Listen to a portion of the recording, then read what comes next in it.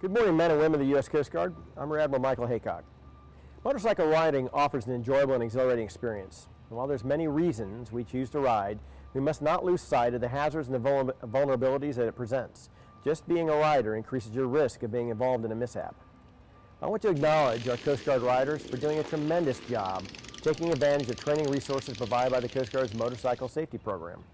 Mishaps amongst Coast Guard riders have fallen sharply. However, I'm sad to report that we recently lost one of our riders. This was the first loss in over 18 months, but even one loss is too many.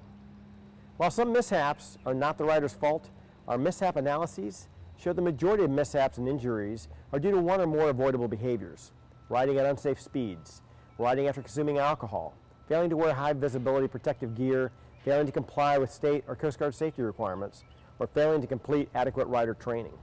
Riding late at night or early in the morning is another causative factor in many accidents, since doing so can result in fatigue as well as decreased visibility for both riders and motorists.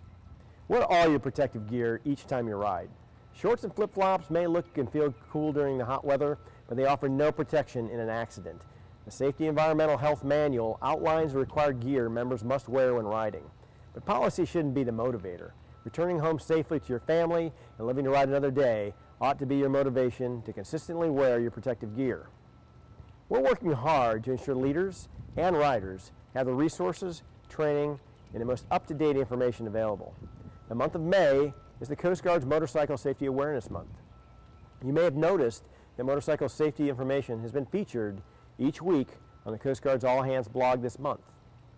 We will maintain relentless pressure and visibility on promoting motorcycle safety, since it represents the #1 cause of motor vehicle fatalities in our service. Whether you're riding, driving, or walking, the All Hands series provides valuable information. I challenge each of you to become familiar with the information and engage your colleagues. I encourage each of you to continue taking advantage of the motorcycle safety resources that are available. Motorcycle safety training is required by policy, but again, policy should not be the reason you get training. Becoming skillful, proficient, and a safe rider should be your #1 goal. Free motorcycle training is available at several Coast Guard facilities and at most DoD military installations. A reimbursement program is also in place for members who must resort to commercially offered training.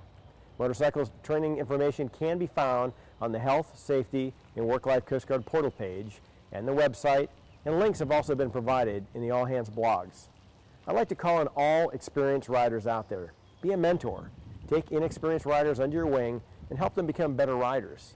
All riders, no matter how experienced you are, be a leader.